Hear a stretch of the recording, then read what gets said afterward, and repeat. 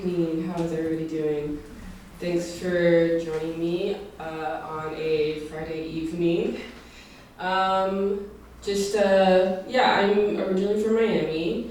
I've been there for 7 years, and I want to just give you a little bit of background on some previous works that I've done. This presentation doesn't have any of the work that you see upstairs. I think that I want to give you the opportunity to see that work up there, and then we can also have more conversations after that as well, if you like. So just to give sort of an overview of the work that I've been making, I have a very multidisciplinary practice. It sort of spans from large-scale installation, performance, poetry, film, which is like the most recent sort of medium that I've been delving into in the past few years. This work here that you see is a large-scale installation that I did for a solo show in Miami at Locust Projects. And it's a functional piece, and for me, kind of long story short, kind of ventured into sculpture that then turned into more large-scale installation that then turned into functional installation. And by functional, I mean that, the people, the audience can come and interact with the work, and there's the stairs, there's the seating arrangement, and sort of it becomes a participatory piece, which is something that I've been really interested in. And then I also, organize performances inside of them that kind of set the intention for the work. And in a lot of ways, I'm interested in these different forms of world building, I guess, to say the least.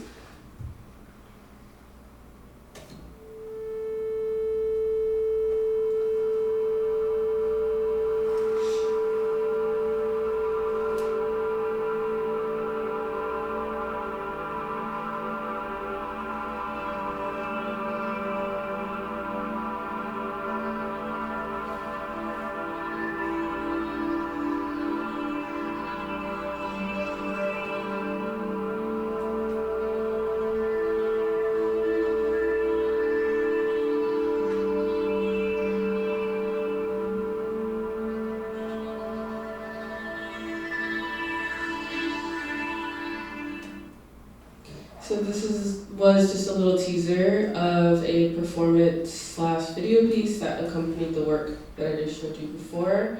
So there are always kind of these multifaceted aspects. I guess I'm also really interested in the ways in which I can stretch one idea and express it in various different ways.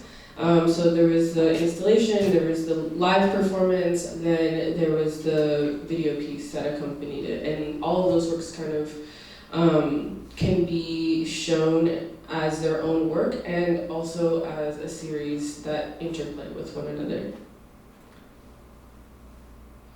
This is a temporary public art installation that I got commissioned to do in Miami. Similarly, it has this sort of modularity aspects to it. It plays around with the notion of space. There is, I think the interesting thing about public work in general, or at least for me, is like the fact that there isn't this barrier between, private space and public space, and it's not inside of an institution, and so, there's not rules that really apply, or there are invisible rules that are there, but they're a bit more, they can be bent a little bit more. And so this is in a public park, which parks in themselves also have their sort of like invisible barriers that they put up. And so I wanted to kind of like challenge those notions, those like invisible barriers that are there, and create a space that kind of sat in the middle, and interested in creating spaces for people that inhabited this park on a daily basis, nightly basis, some people that live there, some houseless folks, workers, people that use the public transportation that was connected to the park, and create a space for them, more or less. This is a work in which is forever going. And it's made up of 10 modular pieces. in which gets configured in various different ways. And the idea for me, the initial concept was that each time I get invited to show the work, I present the work in a new formation and it gets accompanied with a new performance. And like I'm interested in working with people in the community, people that I know, communities that I'm a part of, the queer community, POC community, primarily, specifically in this work as well. And as a personal favorite of mine, like I really love this piece because of its possibilities to exist kind of almost anywhere. And it challenges me in that way as well.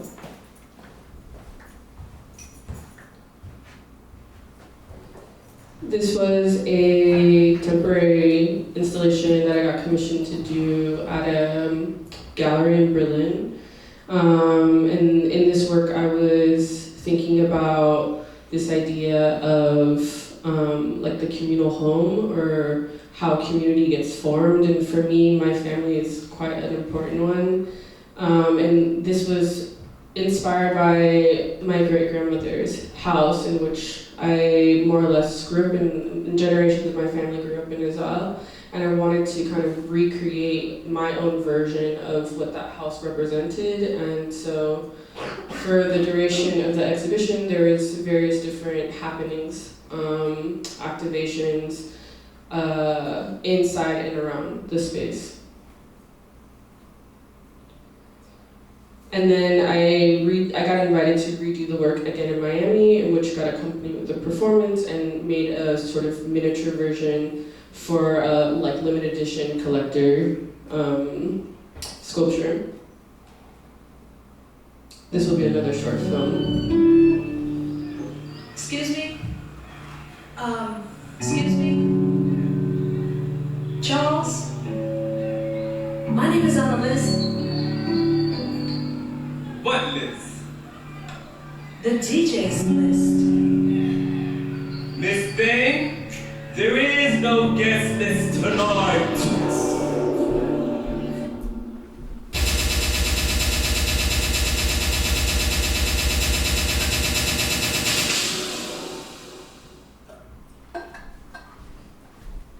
Okay, so that was also a teaser.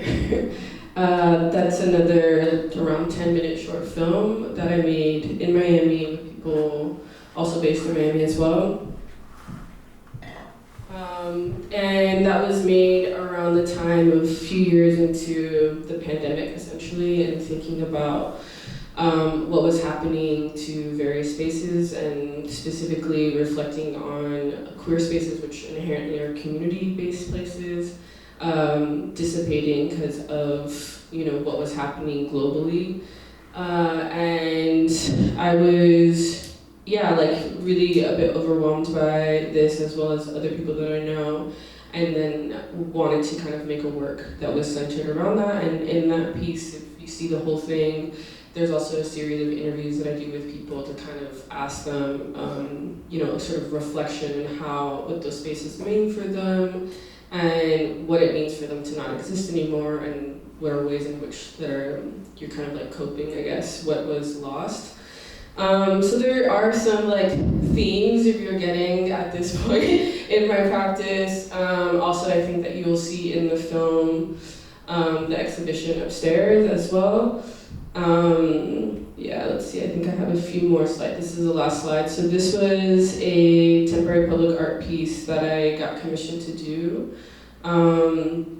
And also kind of playing around with this idea of sound with the suspended ceramic pieces in the center, and also creating a sort of altar piece. And this has a lot to do maybe with this idea of these different ritual processes of how we deal with loss or ideas of letting go. So it kind of is the starting point of a series of works that center on this, including the show upstairs. That's it.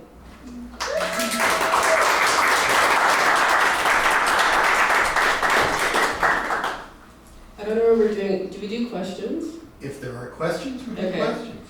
Questions? The Darling, There Is No Guest List Tonight. Yes. Was that a friend of yours or a clip from a track that I'm remembering from New York Seeing Queen? Yes, it's exactly. Yes. Yes.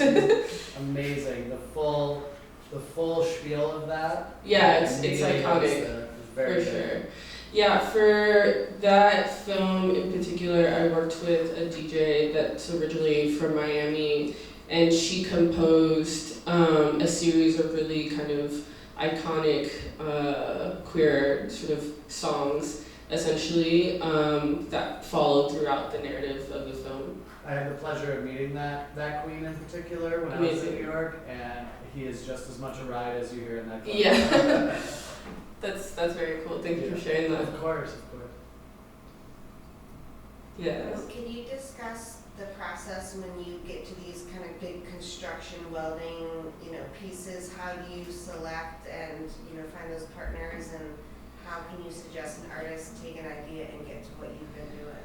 Yeah, I mean, I think with all of the work, there's a lot of different steps. It starts from a small sketch on a piece of paper to then doing like a rendering with a computer, 3D rendering, then working with different fabricators. I also a lot of times work on the fabrication myself, and then have a team of people depending on the scale of the work that will work with me. And it's really about like building relationships. So I end up working with the same people more or less when it comes to the fabrication work, because you build that relationship, you understand each other's methods and ways of working, and so I think it's really about just finding the right people for you and establishing those relationships.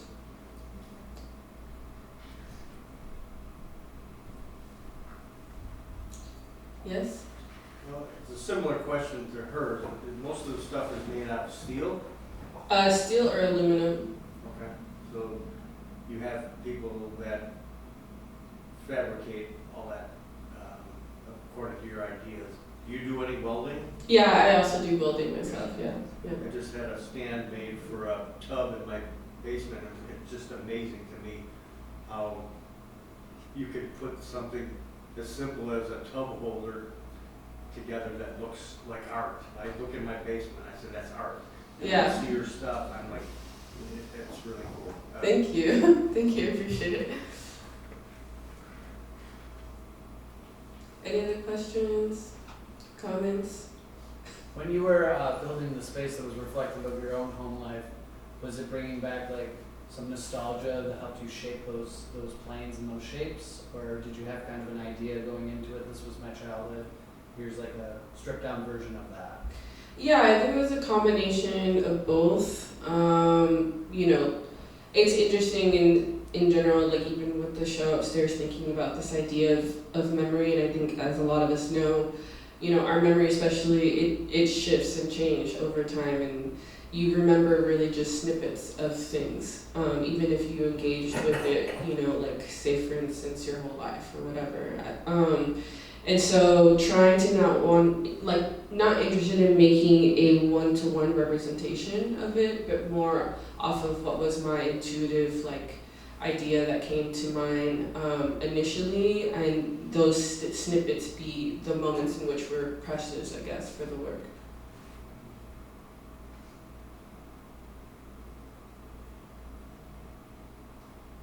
All right.